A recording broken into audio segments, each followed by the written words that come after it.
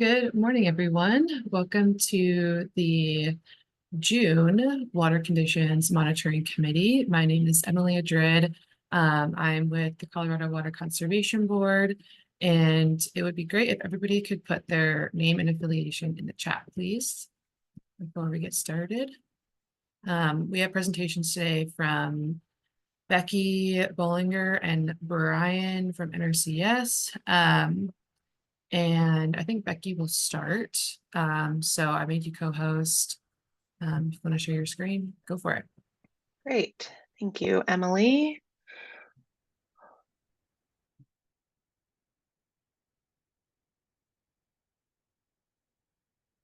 Does that look okay? Yep. Okay, great. See if I can hide this. Okay. That over there. All right, thanks for having me on and welcome everybody. Looking forward to talking some Colorado climate with you. So first off, we're going to kind of get a look at the 2024 water year to date, back to October and through May. We'll also look specifically at what happened this spring, the March, April, May time period. So here's our precipitation rank for the 8 months of the water year for October through May. And what the rank is showing is out of that 129-year record, how did it rank from record driest would be that dark brown to record wettest would be the dark green. So where you see those browns are areas that were ranked drier, such as areas along the West Slope in Southwest Colorado, a little blip in northern Colorado and on the eastern plains. And we've seen some wetter ranks around the headwaters of the Arkansas Valley. And everywhere where it's white has been kind of in that near normal range for the last 8 months. Here we're looking at those statewide ranks across the country. Up top left is the spring rankings. And so you can see that Colorado is in the white. We really ranked right near average for the spring. And also for the month of May, we ranked right in that average range. This is for precipitation. And then on the right, there's a breakdown month by month of where we were at. So as you can see, November and April were a little bit drier, coming in below, but really the driest was November at 23rd driest. So not too bad. And then we've had a couple that were a little bit wetter, like February and March. Overall, everything else was pretty close to average. So really diving into the May ranking and seeing specifically where we were having wetter or drier spots. You can see again right around the headwaters of the Arkansas River, and also in the San Luis Valley, we had some wetter ranked conditions. That was in the top 10 wettest for areas of the San Luis Valley. And then on the drier side of things, we've seen some short-term dryness popping up over Southwest Colorado, around Durango into the Four Corners area. And we've also seen quite a bit of dryness in the Northern Front Range extending up to Wyoming. And so some of these areas, it's been in the top 10 driest Mays on record, that we've seen. So very short term, but considering that May is climatologically a really wet month, that's a pretty big deficit when you get to have a much below average precipitation month for May. Switching over to temperature, this was our temperature rank for the 8 months of October through May.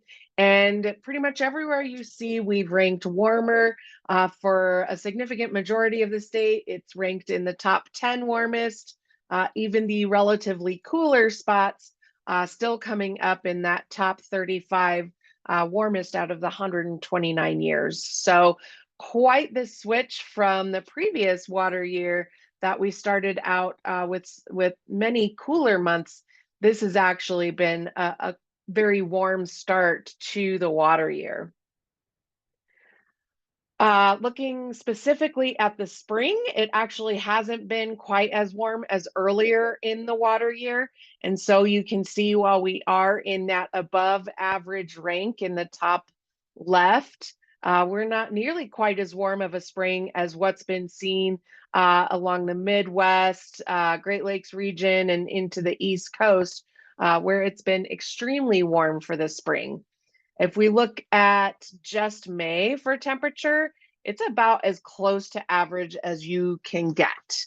So not as warm for the spring and specifically for May. But when we look at the breakdown, you can see that we have not had any months with below average temperature rankings. We've had a couple, January and May, right there in the middle. And then we've had two that have been much above normal, the 7th warmest December on record and the 11th warmest February on record. So that breakdown of those May temperature rankings, you can see with that white category, most of the state in that near average range, with a little bit of cooler pockets showing up in the central mountains and up into the northwestern portion of the state. And there you can see from the departure from the 20th century average, just 0.2 of a degree below the average. So a very normal month statewide for temperature. We're going to shift over to current conditions, looking at the temperature, precipitation, evaporative demand, and the soils. I just took this picture last week. If you haven't seen Kelvin Helmholtz waves, they're like crashing waves on the ocean. I got some in this lower area here, and then one big wave up above. So I love that picture. Had to share. These are our temperature anomalies for the last 30 days. So where we get into those darker reds are areas that are 3 to 4 degrees above that average. So here you can see along the northern Front Range, even down to Colorado Springs area and Eastern Plains, as well as getting into Southwest Colorado, it has been extremely warm for the month of June. Wanted to take a quick look at how many 90-degree days we've had so far this year. So there's a number for all of the stations. Obviously, the mountains don't have 90-degree days, but you can see if you look down in the lower Arkansas Valley, beyond Pueblo and down towards Lamar, Los Animas, La Junta, we've already had 20 plus days over 90 degrees. La Junta, 24 days over 90 degrees already. If you look at the Northern Front Range, we've seen ranging from 10 to 15 throughout there. And then over on the West Slope around Grand Junction, we've also seen between 12 and 20 90-degree days. So it's been a very warm start to the summer. This is the precipitation accumulation month to date. So starting June 1st, and in this case, we're going through Sunday morning, how much precipitation has accumulated across the state. So these green areas are where we've had lower precipitation accumulations, usually anywhere below 1/2 inch for the entire month so far. Then as we get into the blues, we're looking at areas that have gotten 3/4 of an inch up to 2 inches. And then where we get these purples are areas that have gotten 2.5 to 3 inches of moisture for the month. Now, how does this compare to average for the month of June? Well, As you can see, for Southwest Colorado, it is a much above average month. And this is because for a lot of areas of Southwest Colorado, June is climatologically the driest month of the year. So those amounts that they've gotten down here are well above their average. And so that's been quite good to see down there. Now, if we focus in over parts of Northeast Colorado and Eastern Colorado, going back to that anomaly map, you'll see that it's not quite as obvious. And that is because June is a wetter month for most of the plains. For some areas, it's the wettest month of the year. For some areas, it's the second wettest or the third wettest. So we should have seen those big numbers that we saw in Southwest Colorado. We really should have seen that all along the Eastern Plains to keep up with average. And then where we had those greens, where we are about a half an inch for the month, obviously that is below average for a lot of those areas, and that's where we're seeing a lot of those browns. So that's translating into how droughty the area is. So this is looking at a precipitation index, basically a drought index that says how relatively wet or dry was it for the time period. So again, this is looking at the 30 days as of Friday, and we can see where those worst drought conditions just based on precipitation are right over the metro area, down through Castle Rock and towards Colorado Springs, up across the Northern Front Range and extending into the Eastern Plains. And we've had those positive SPIs showing up over Southwest Colorado and into the San Luis Valley.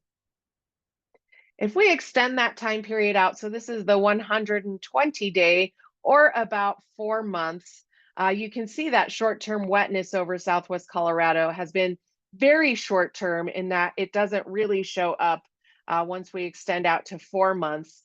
But you can see that the San Luis Valley, and again, up there near the headwaters of the Arkansas, the 4 months have been quite wet for these areas. You can see that that starts the beginning of the drier conditions we've seen in northern Colorado, and also extending out to the very dry spring that we've had over southeast Colorado and parts of the Eastern Plains are showing up there.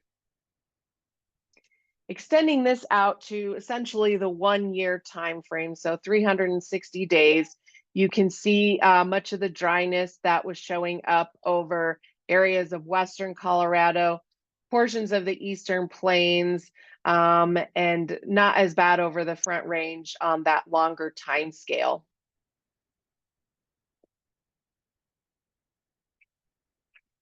So a couple of sites that I wanted to focus on for precipitation accumulations. So this is Burlington along I-70 near the Kansas border. And the black line is showing how the precipitation has accumulated since the beginning of October. The dashed line is what is average. So you can see there's not as much accumulations that happen in the winter, and we stayed fairly close to average. But really since the beginning of spring, when those accumulations are supposed to bump up a little bit, we just haven't been quite keeping up with that average. And so as of June 24th, where Burlington has seen a total of 7.8 inches, really should be at 11.5 inches. And so they're only 68% of average. If we move that forward to the end of the water year, the green line is if we got average precipitation for the rest of the water year, we would end at 81% of average. In fact, if we take those above average and below average years from this point on, it would actually be really hard to get to a near average water year. Looking at Fort Collins, we're seeing something similar at the end of June here.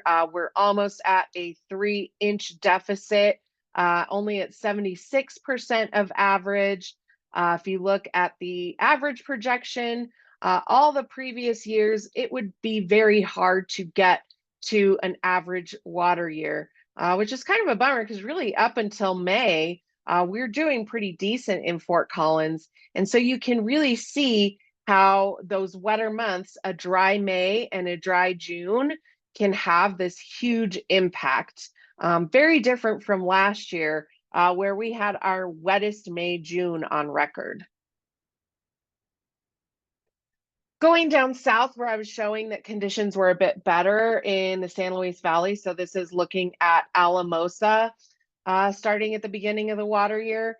Pretty dry start, but that's not a really big deficit to make up. So they were able to make that up early in the spring. They had a big shot of moisture in May, which is why we saw those wet SPIs showing up in the 30-day and the 4 months. And so right now, they're well above average. They're at 151% of average. And so even if they really dried out and followed their below average projections from here on out, they're going to end the water year near or a little bit above average.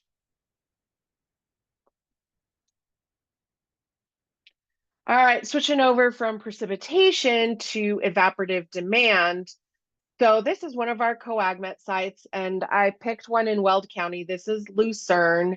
And what we're looking at is the amount of moisture that the atmosphere wants to take from the ground. It might not necessarily be in the ground, but if it's an irrigated crop, this is how much the atmosphere is going to take from that crop. So we usually start this accumulation at the beginning of the growing season, April 1st. And the black line is the normal amount of evaporative demand that we expect to see at this site. And so by the time we get to the 3rd week of June, we expect to see just over 20 inches lost to evaporation if that moisture is there to be lost. So if you get higher, that means the atmosphere is wanting to take more from the ground. And that blue line is what we are for this growing season, which you can see is above that normal line. So we're seeing higher evaporative demand also in those areas where we've had lower precipitation, which is just going to cause further stress on the vegetation and exacerbate those drought conditions. This is a short-term look at the evaporative demand drought index across the region. So just 1 week up to last Thursday. So our evaporative demand doesn't take into account precipitation. It takes into account the temperatures, the amount of solar radiation you're getting, higher winds, and humidity. So when you get those much warmer temperatures that we've been getting, when you add in winds and have lower humidity, you're really going to uptick that evaporative demand. So if you're in white, you are still losing moisture to the atmosphere because that's what we do in our semi-arid climate. But once we start getting into these yellows and oranges, it means that the evaporative demand is higher than it normally would be for this time of year, which means that the precipitation that you do get is less beneficial and can do more stress to the soils, the vegetation, and lead to faster developing drought than just your precipitation deficit.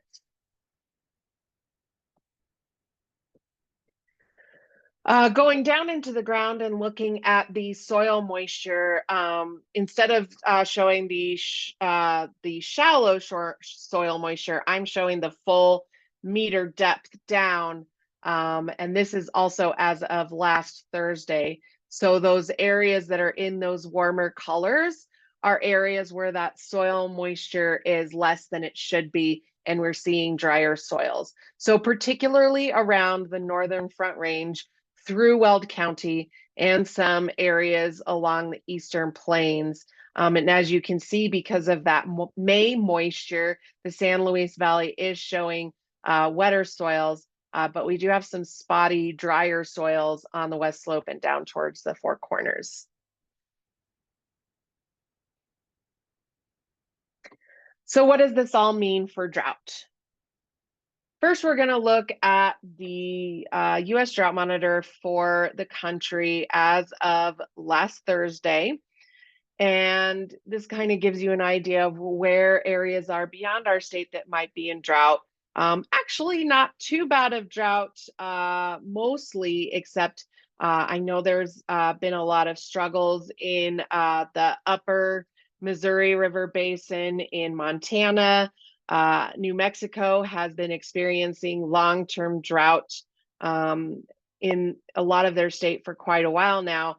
And you can also see Kansas popping up there. And then if we zoom into Colorado, the same map, we can see the areas where we have D0, which is the yellow, not a drought category, just abnormally dry. The D1 is moderate drought. We've got some areas in the Northern Front Range, metro area of Denver, southwest over Grand Junction, and southeast Colorado with a couple of blips of D2 still remaining from the spring. So right now you can see that the majority of the state does not have any of the drought or dry categories, but we do see that 16% of the state is in a drought category right now. This is how those drought categories have changed since late March. So where we see the yellows and oranges are areas where we've seen worsening drought conditions or new drought conditions pop up. So we can see that in those areas where we have all that D0 and D1, that has mostly been added from the spring towards the summer. And then where we see the greens are areas that have improved. So we did have drought conditions over the Rio Grande Basin and along the Sangre de Cristos, but we've seen that improvement in those drought conditions over the past few months.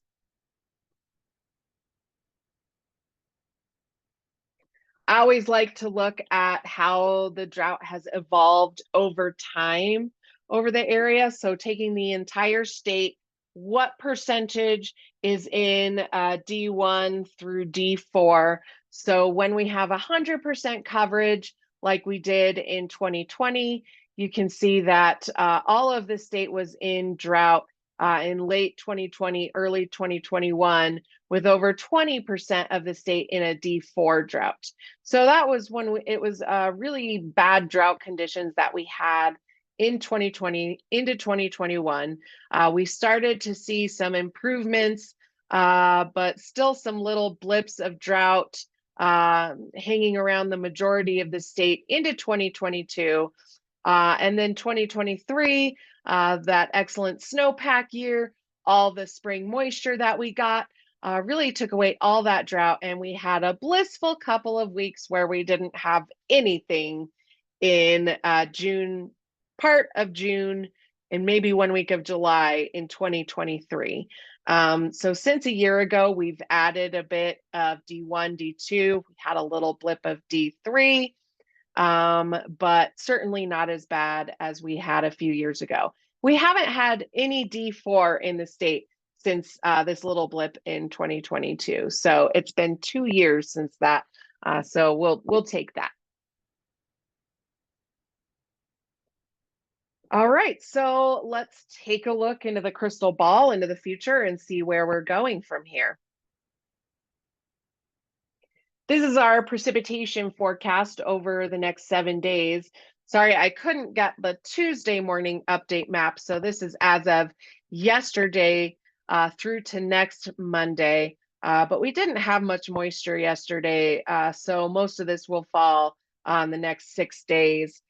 So we've got areas that are going to see 1 inch or more of moisture in the northeastern corner of the state, areas of the higher elevations, and less than 1 inch, but still some precipitation activity throughout the rest of the state. Although this little dry pocket here where Adams County meets Weld County meets Larimer County. That's definitely not going to be enough to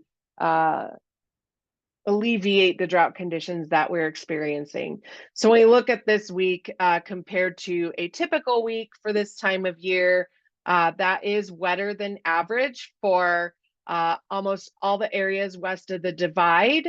And that is wetter for the northeastern part of the state, but not enough to really keep up with average in the southeastern part of the state or northern Colorado.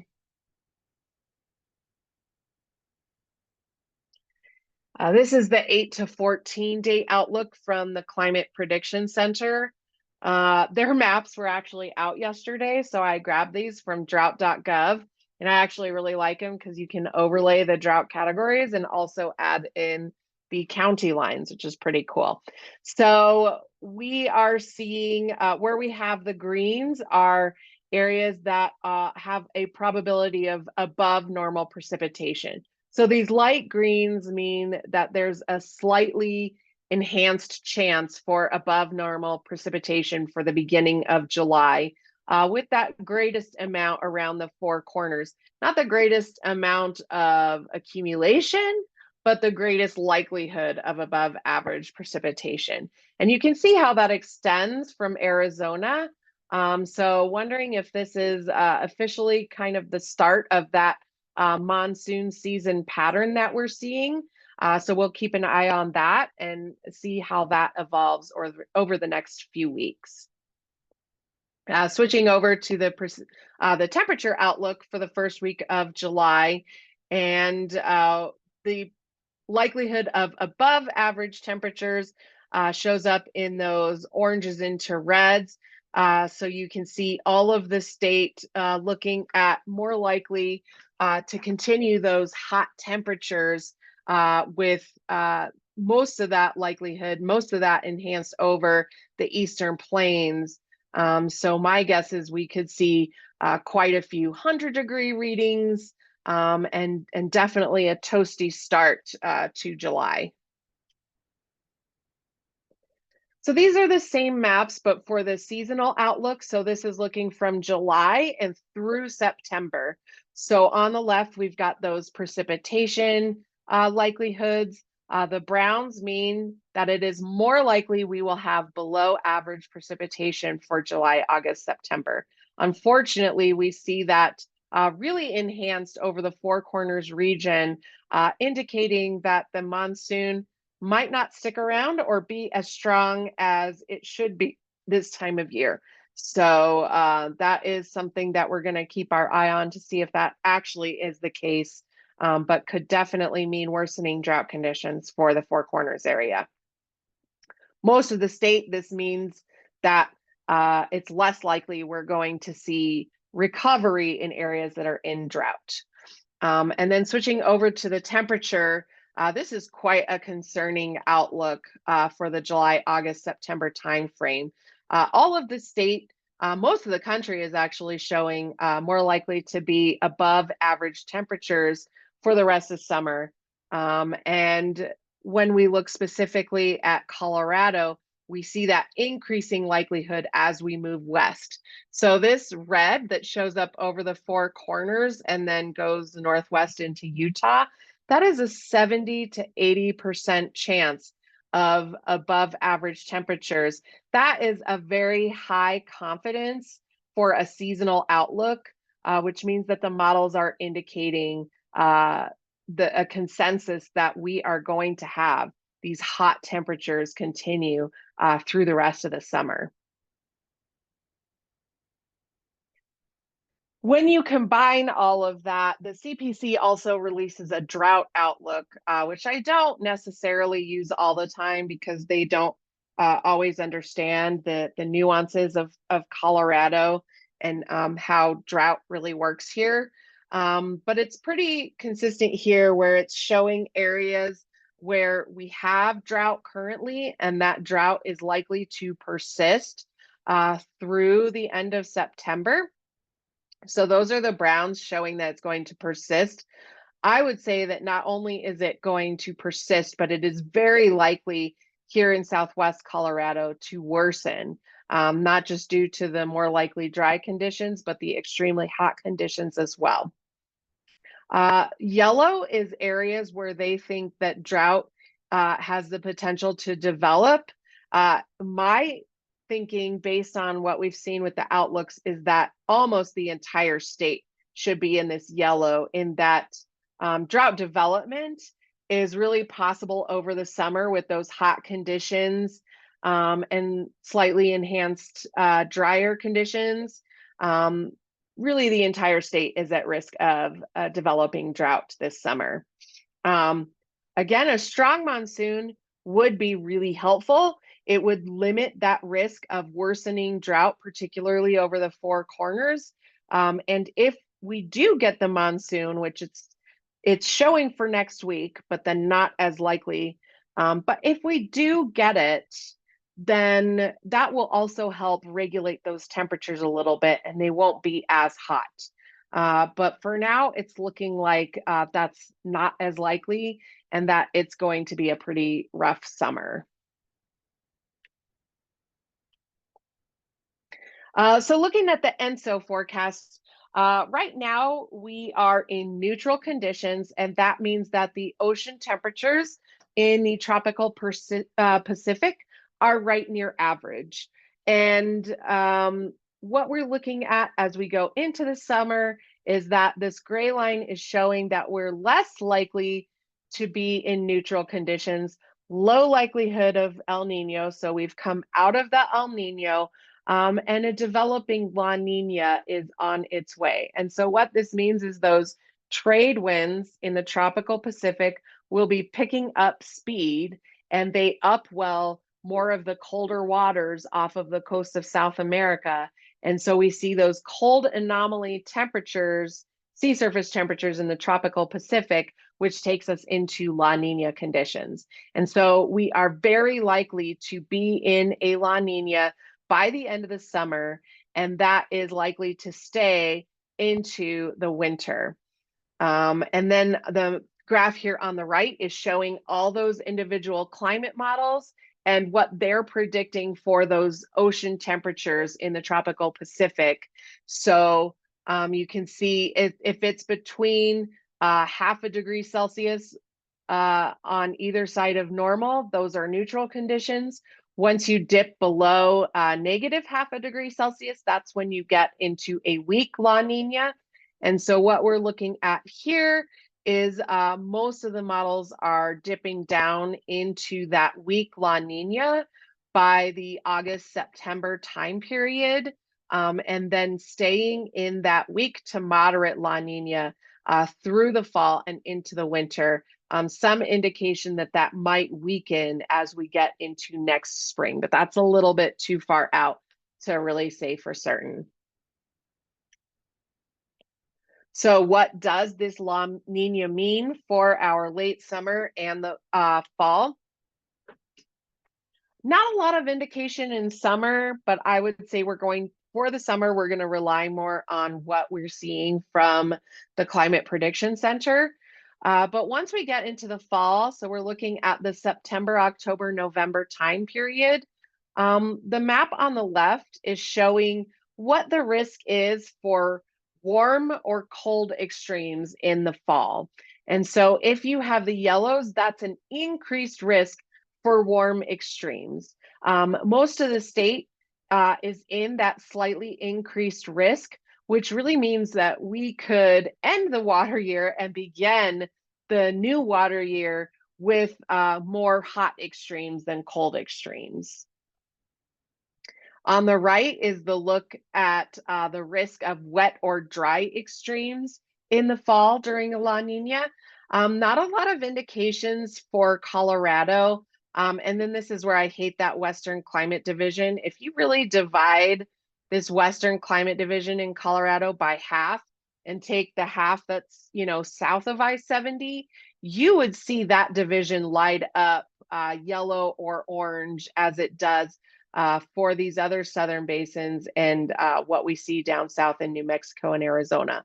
So I think that there is a slightly increased risk for drier extremes in the southern part of the state, which really means that there would be low likelihood that any drought that worsens or develops in the summer is not going to see relief through the fall. And then a typical snowfall pattern for La Nina years. This isn't a perfect relationship. This isn't how it always turns out, but La Ninas tend to favor more snow in the northern mountains.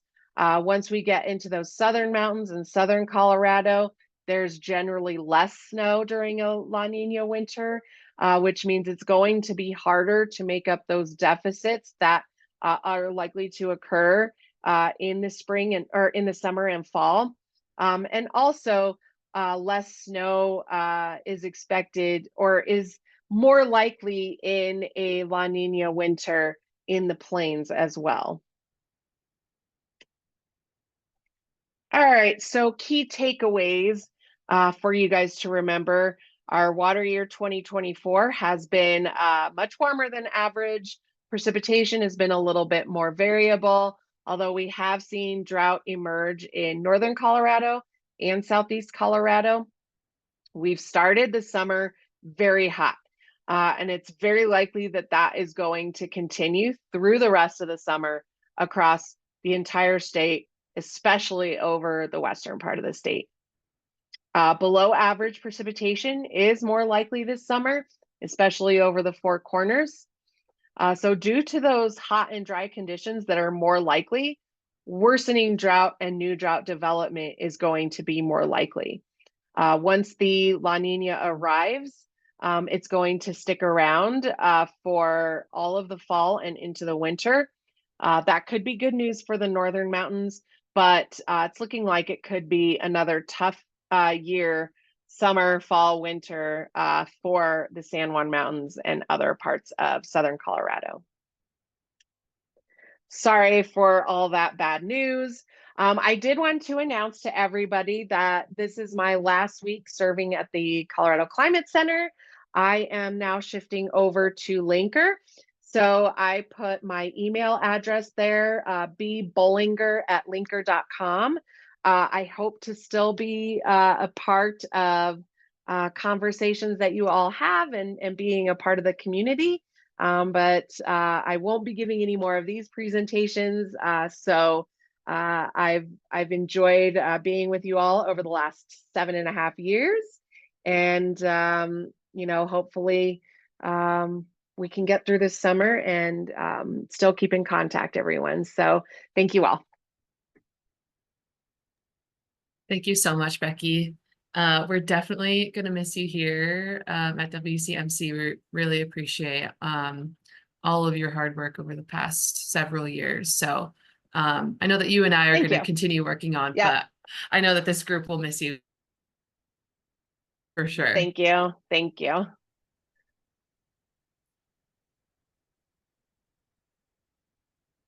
Uh-oh, it looks like you froze a little bit. Oh, yeah. Am I back? Well, if anybody has any questions for Becky, oh, there, you're back. Okay. Great. If anybody has any questions for Becky, feel free to come off mute or put them in the chat.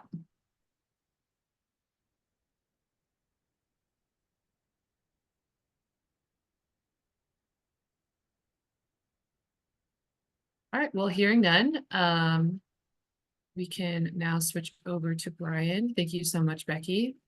Yeah. Trying to see how I get the meeting controls to come back on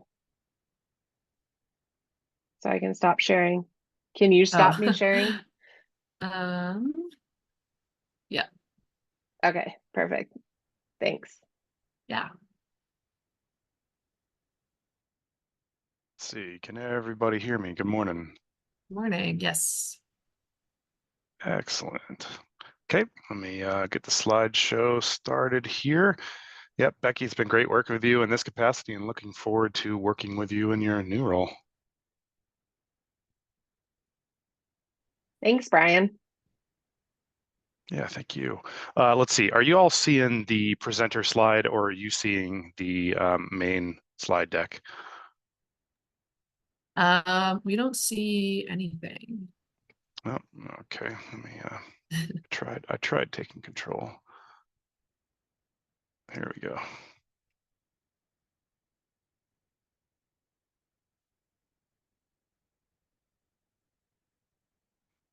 All right, I'll ask that same question here again. Yep, we're All right. looking. Yep, you're good. At the main slide? Main slide, yep. Okay, perfect. All right. Well, again, good morning, everyone. Let's go ahead and get started. Becky, as always, had a great presentation with some excellent slides that will really complement, or I shouldn't say complement, but go hand in hand with this presentation here. If you remember a number of the slides that she presented where particularly the drought is, and some of the drier conditions that we've seen, it really winds up going hand in hand with what we've seen here in the mountains. There's been some places in the state that have received good snowpack, good snow accumulation and melt off, but then there's been areas where we just haven't seen as much snow. And the melt has been above average due to those above normal temperatures. And I'll complement Becky's slides here in a little bit. So kind of reaching back about a month and a half to the snowpack peak, which actually ranged from early April to late May, or I should say early April to about early May. We had good snowpack in the northern portion of the state. In the central portion of the state, there was a particularly higher area where some storms had been very effective in dropping some much needed snow. And then in the combined Yampa White North Platte basins. But in the southern and southwestern, particularly portions of the state, it was just quite dry. Snowpack was relatively close to normal peak, but the way that the snowpack developed and evolved was relatively below normal, and I'll get into that here in a little bit. So nonetheless, looking at the state as a total, snowpack peaked out at 98% of median in early April, with some areas that persisted a little bit later. And here's that table that I presented last month, and actually the month before, showing peak dates of where snowpack peaked, and you can find that right here in this column, and then what that percent of normal peak value was, and that's here in this column here. No real need to pay attention to this last column here, but you can see that we had some late peaks or otherwise near normal in terms of time. However, snowpack peak was pretty much across general near normal, but slightly below normal across the number of basins. But again, that's slight to be in the mid to lower 90s. That's still a good spot to be in. So again, looking at the snowpack for the entire state as a whole, it was quite close to what we saw in 2010. We saw a peak timing that was in early April, and then we saw a pretty quick warm up, at least a quick warm up compared to the normal line, which is seen in green here. But it's relatively normal to see an early melt. It's not out of the range of normal. So, you know, if I had plotted a number of other years on here, you would see that there would be a number of years that were not melting out this early, but there are a number that do melt out this early. And I know it was something that the media latched on to this year. It doesn't happen every year. It is, you know, it maybe happens once every 4 years or something like that, but it also has to do with how many storms that we have going forward. In this case, and in the case more particularly of some of the individual basins, we saw above normal temperatures, no storms for several weeks, and that wound up causing the snow to melt out pretty quickly. But we wound up having some decent storms in late April, early May that really wound up helping out. And that's what really winds up allowing the snowpack to persist, and I'll actually show you an example of this in the next graphic of what happens when we don't see those storms and what happens when we do see these storms. And here in 2010 and 2024, you can see that these storms kind of gave us a little bit of a boost, or allowed the snowpack to persist a little bit longer, which again is normal and is what keeps that snowpack around. And so while we did see that melt early on, those storms helped out, allowed the snowpack to stick around, and then we wound up having a melt out that was pretty close to normal in terms of time. And then I'll also get into what the runoff response has been here in a few slides here in a bit. So looking here at the Upper Rio Grande, a place where snowpack peak was relatively low, and the comparison for snowpack peak is actually in this X here as opposed to the median line in green. This is kind of where we want to be. And here in the Rio Grande, it's a big discrepancy, but it's actually, it's in the statistics, and I won't get into it here, but the statistics is what makes the difference so great. This is where we would like to see the snowpack be in terms of snowpack peak. So what wound up happening here in the Rio Grande is we saw, again, above normal melt was pretty fast, and melted off pretty quickly. And again, you can compare to the green median line with the black line this year. You can see that we melted much quicker than normal. But what I would like to point out here is exactly this in the red circle, is that if you look at 2020, we were pretty much lined up perfectly with it this year in 2024. And what did not happen in 2020 is we didn't have a big storm that helped that snowpack persist. But in 2024, we did. And as you can see, that's where the melt out, it actually winds up helping the melt out persist by an extra week or so. Oh, and forgive me, by melt out, I mean when the snow leaves the landscape largely. So this storm not only helped give us an inch or inch and a half of moisture, but it also allowed, with those cooler temperatures and the added snow, to stick around an extra week or so, which makes a big difference, really. And in the Rio Grande, kind of as Becky pointed out earlier, we don't typically see a whole lot of precipitation in the spring and then the kind of the later spring months. But when we do, it makes a big difference. And extrapolating that out to some of the basins where we do expect to see some of those later storms and more storms, that's where it makes more of a difference if we don't have those storms, if that makes sense. So looking at some of those other basins here, I'll move on actually into the South Platte. Again, here we see some of those later storms, and with a higher elevation and the cooler temps being further north, we wind up seeing the snowpack persist here. Which can typically be the case, but when it doesn't happen, it has a big impact on snowpack and the runoff. So maybe in a future presentation, I can draw that out a little bit more and explain it a bit more. But here, again, we see we don't have any storms, which is typically the case in the South Platte.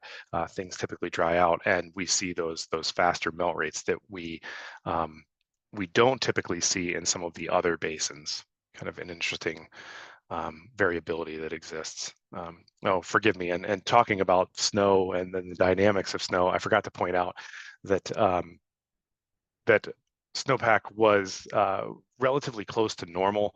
I would not hinge or really even rest anything on the number that state of Colorado snowpack is currently at 68% of normal.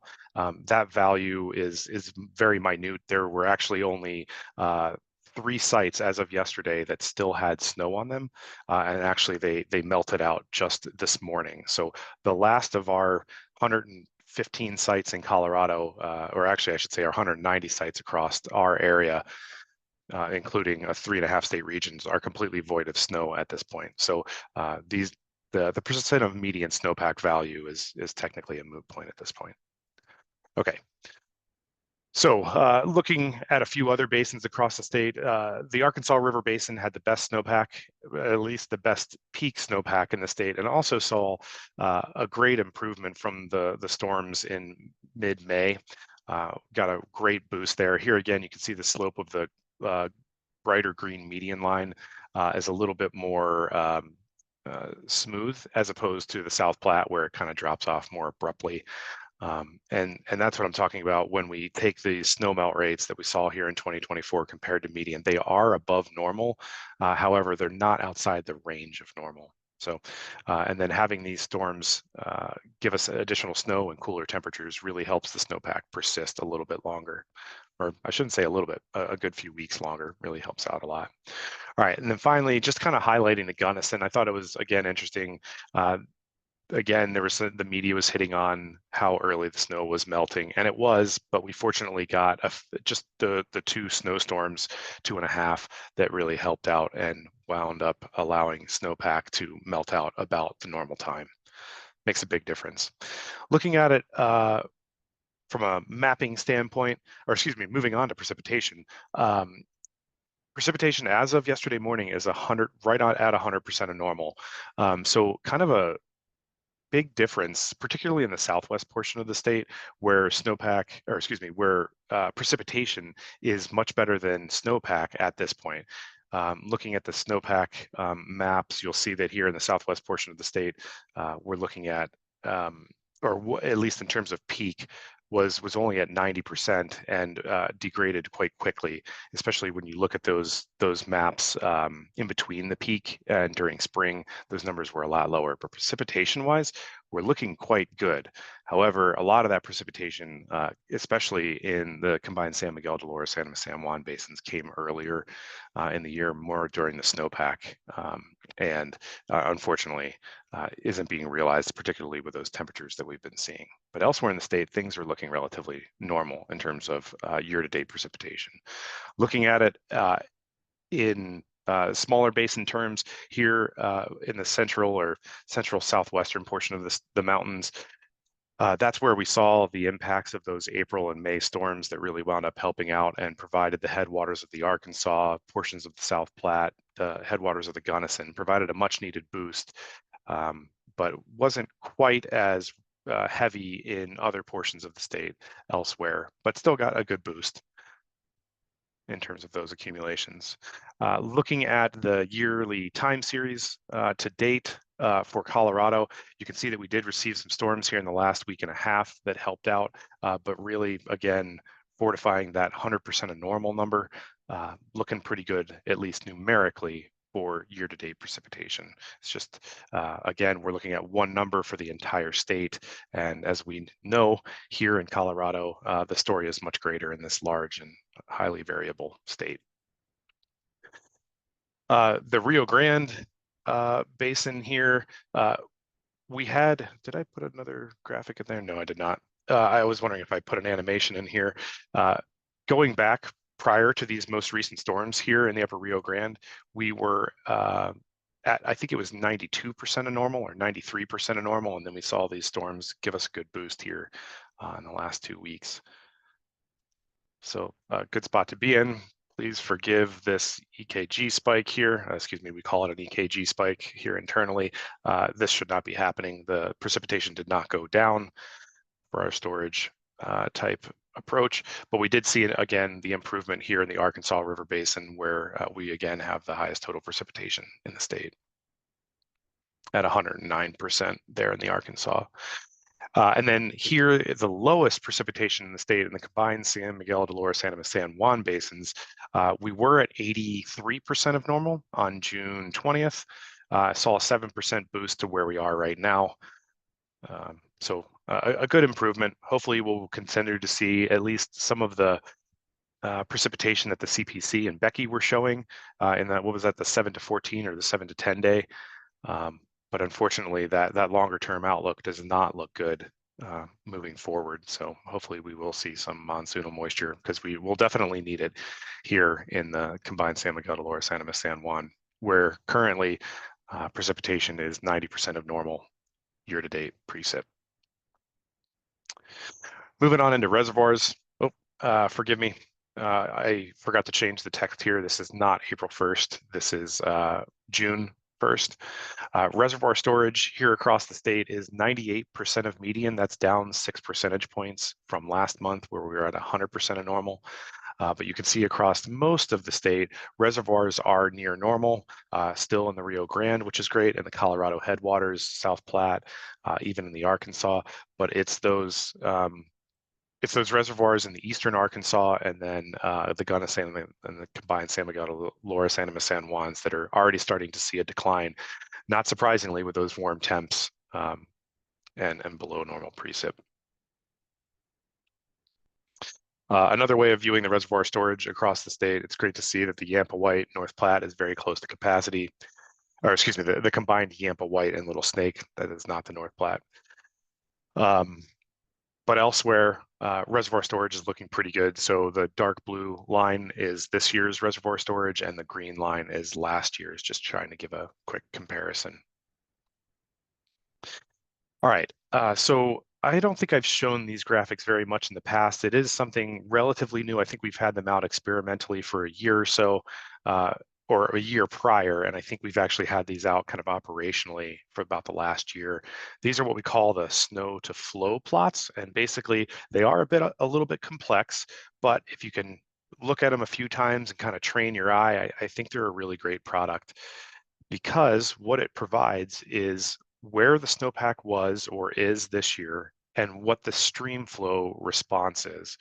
So for 2024, we're looking at the black line is the snowpack and the black dotted line is the stream flow response. So in this case, we're looking at the Gunnison River near Grand Junction.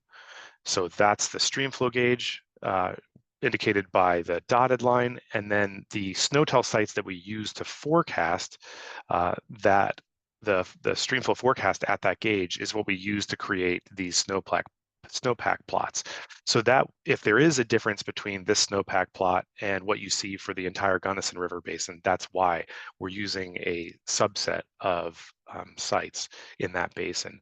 And so what we see here is 2024 in the black line, you see snowpack peaks out, and then as the snowpack starts to melt, you see stream flow starting to respond. Now we have to remember that there is management in terms of reservoirs, irrigation ditches, and whatnot, human impacts that impact the runoff response, particularly the further downstream we get. So if I had chosen a different Gunnison River gauge, say the Gunnison River at Gunnison or somewhere else, the response would be different. And depending on the amount of human impact, reservoir storage, again, irrigation ditches, it can of course impact what the flow is, because there is typically withdrawals, right? Or there could be returns as well. So the further downstream you get, the response may not be as realistic, depending on how much human impact there is.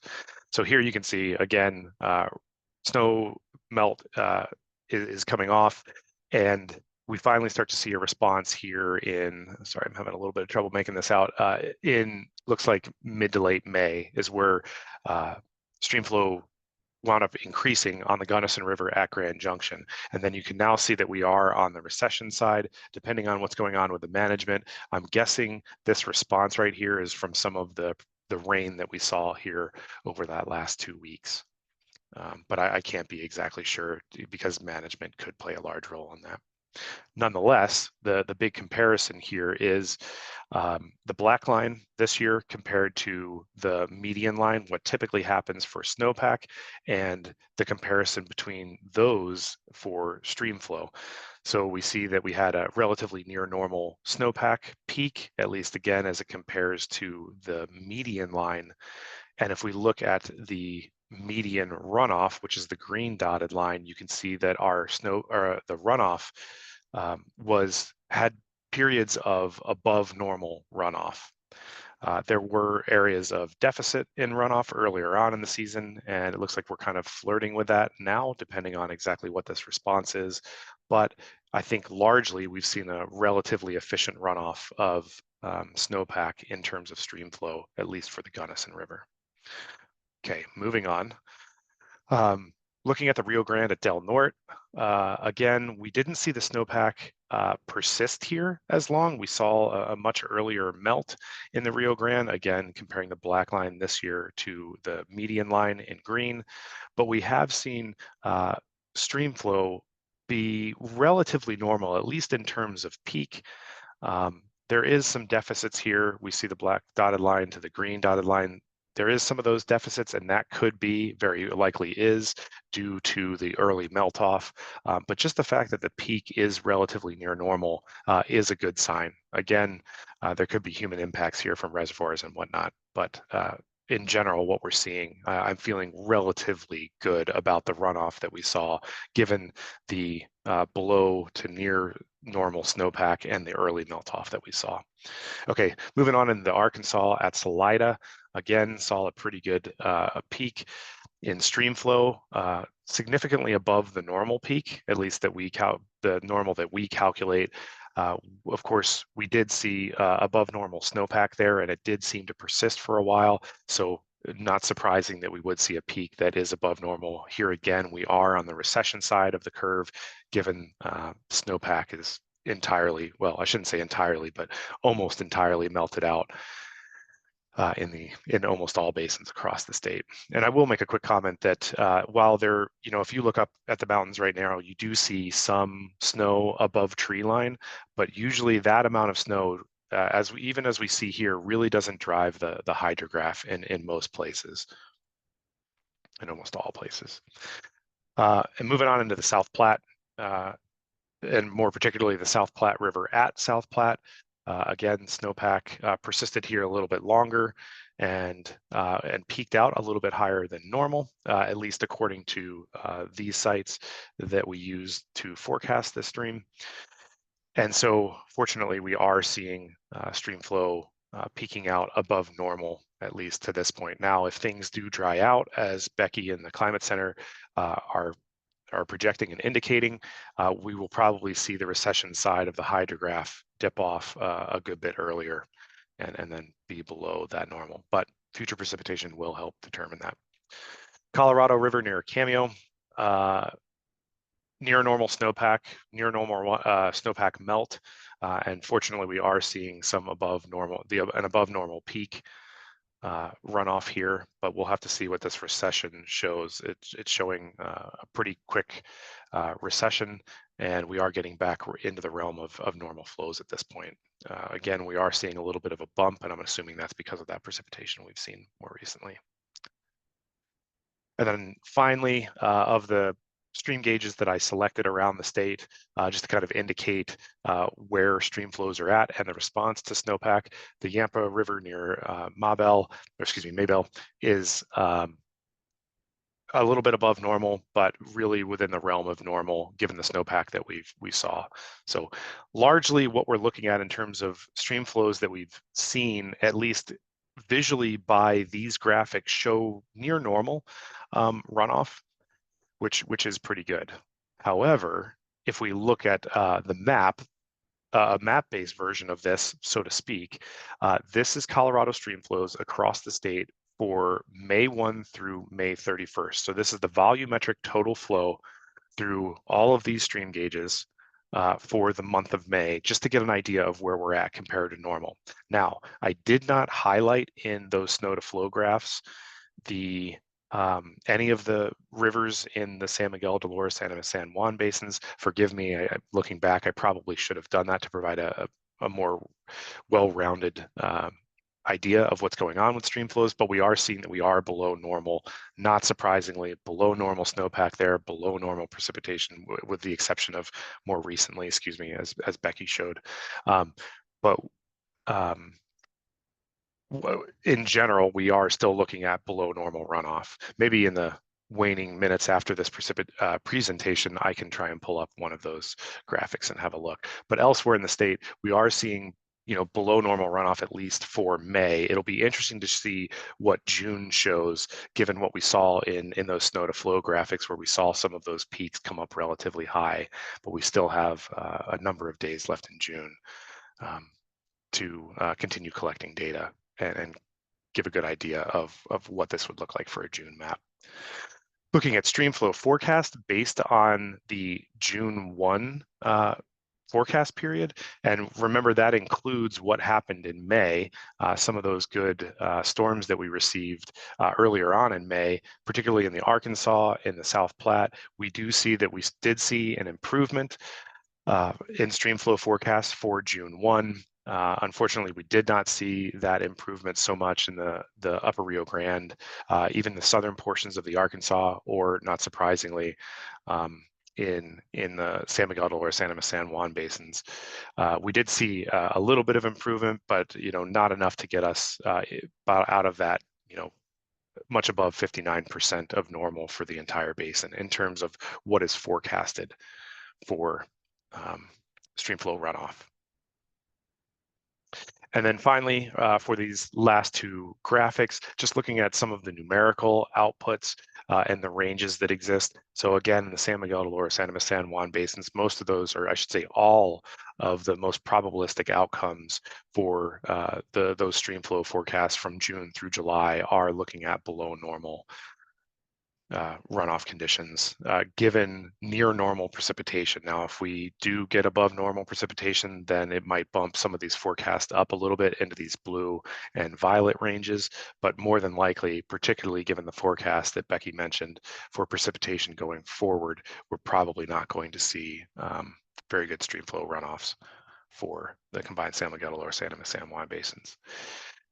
On the positive side, moving a little bit further east into the upper Rio Grande, things are a little bit better there. There's a few stream gauges that are indicating, or a few stream flow forecasts that are indicating a bit better runoff, but still largely below normal. Again, just those southern basins not seeing great precipitation and seeing above normal temperatures.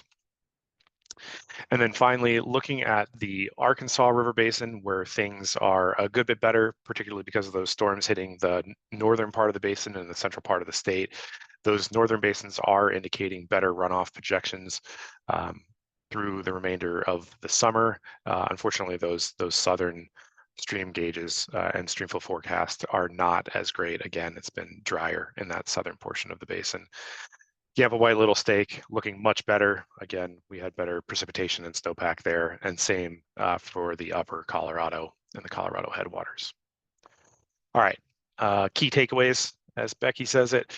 Statewide snowpack peaked at relatively close to normal, but we did wind up seeing above normal melt rates in the earlier part of the spring, but things for the most part slowed down in all basins with the exception of the Rio Grande and the combined San Miguel Dolores, San Juans. As I mentioned earlier, snow melted off of our last three sites just this morning and late yesterday. So we're now void of snow, and kind of a long-winded way of saying I probably won't be presenting very much on snow in future presentations.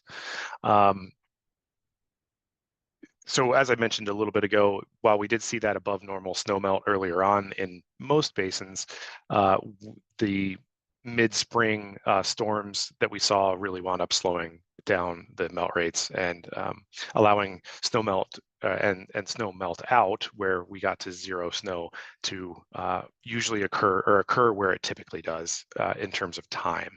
So that's good, and usually that means that the recession side of the the recession side of the hydrograph will be at least given near normal inputs from snowmelt. We'll have to see what future precipitation does. Statewide year-to-date precipitation is good at 100% of normal, but is variable across the state, still between about 90% of normal to 109% of normal, which is still quite close. Reservoir storage, unfortunately, is down 6 percentage points since last month when it was 100% of normal. It is now at 94% of normal. Stream flows, particularly in the lower portions of the basin, are in recession. I would gander that even stream flows in the upper ends of the basin, while they're probably still pretty high, are getting pretty close to being on the recession side. And then finally, stream flow forecasts for the rest of the summer are suggested to be near normal in the northern portion and in the headwaters areas of the state.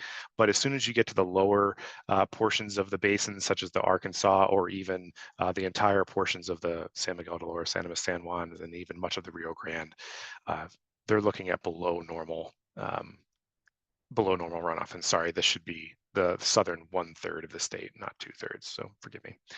And that is all that I have.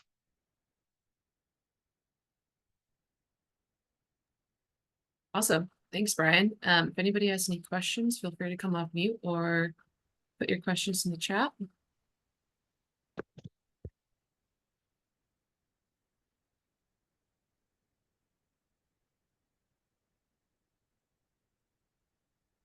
Okay, I guess there's none today. Again, thank you so much, Brian, for the presentation. Yeah, thank you. Yeah. I now want to move into updates from water providers or municipalities. So if people, water providers, municipalities, water managers want to come off mute and provide updates for how water conditions are looking in their area, that would be awesome.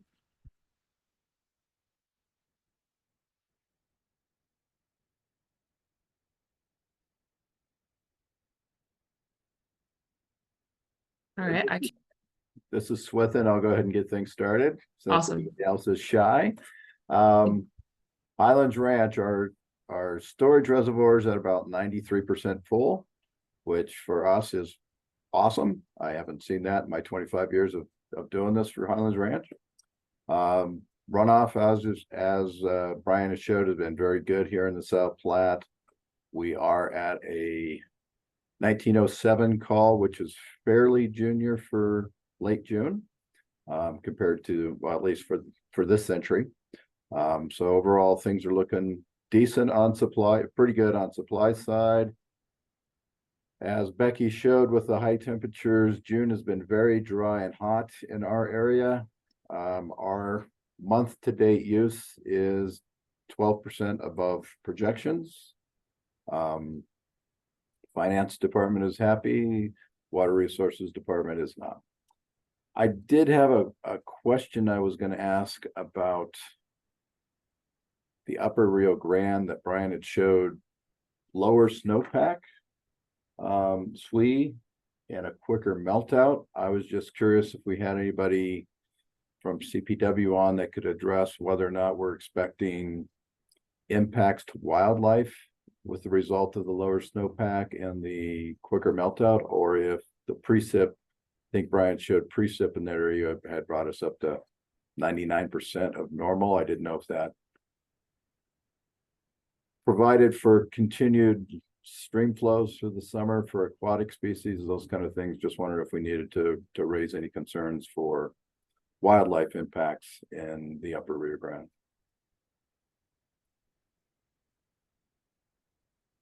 That's a great question. I'm not sure if anybody from CPW is on this call right now. I'm just looking through the list of participants, but Swithin, if you want to email me your question, I can forward it on to some CPW colleagues. Okay, it's just something I'm used to. I know we're now the Water Conditions Monitoring Committee for drought response, but old habits die hard. Yeah, no worries. Thanks for Hey, the update as well.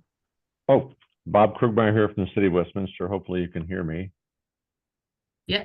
Oh, great. So here on the Clear Creek side of the South Platte, we saw reservoir fill for Stanley Lake fairly early, with an extended runoff season from an average snowpack. So kind of interesting. Right now, all of our reservoirs here for Westminster and then our partners again in Stanley Lake, we're enjoying full storage conditions. Customer demand definitely, especially if you compare it to last year. Last year we had unbelievable precipitation events in May and June. This year is much drier. Again, our high finance department is probably high-fiving other finance departments out there. So for the moment, things are looking good, but we certainly are looking forward to potentially drier conditions as those can dry, especially the soil demand starts to creep into our area. So for the moment, comfortable but dry.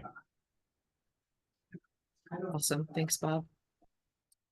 I can jump in next. Jordan Soldano from Denver Water. Our reservoirs are about 97% full at the moment. So also, feeling pretty good coming off of the spring runoff. similar to what some other users have said, with the hot, dry weather in June so far, our water use has been a little bit higher than normal, but nothing unexpected at all given the hot weather. That's just kind of a weather variation thing, not a change in water use.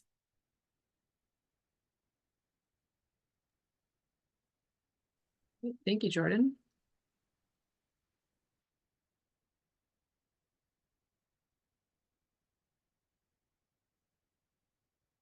Anybody else? Last call for updates. Hey everybody, this is Katie Garrett with Colorado Springs Utilities. I can go ahead and provide a quick update.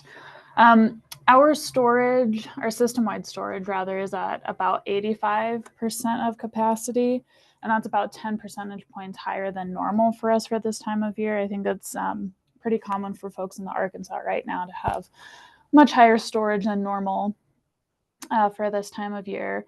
Our demands are varying quite a bit week to week just based off of some of those thunderstorms that have been rolling through, but overall our demands are higher this time of year than they were last year, so very similar to what everyone else is saying.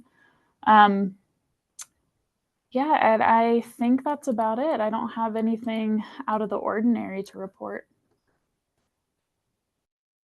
Great, thanks, Katie.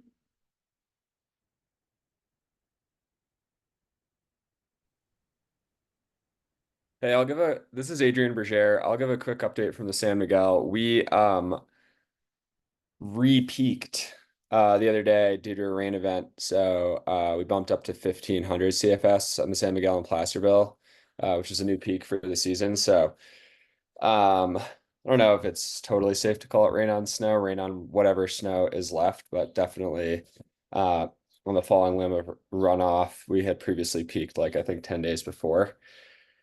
But that was cool to see, and I think that's the highest the Miguel has been since 2019.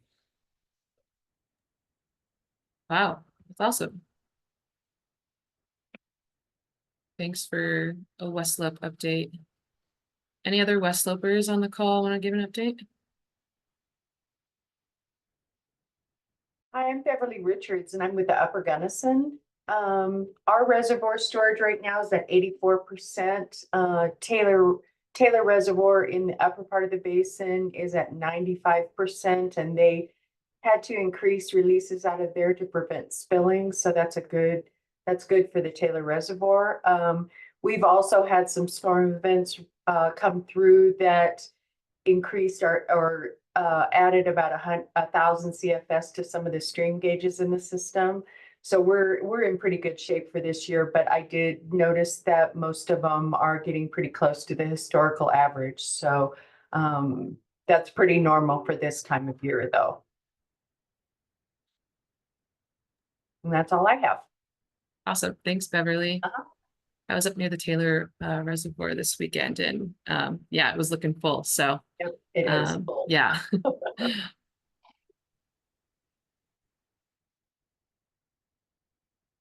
Great, okay, now this will be the last call for updates.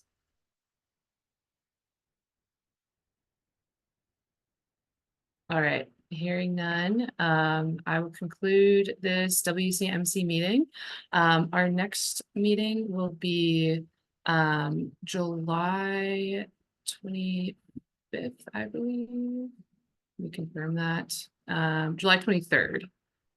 So I will see you all next month. Thank you all. Thanks everybody for the updates. Have a great June. Too. Thanks, Emily. Thanks, everyone. Thanks, Emily.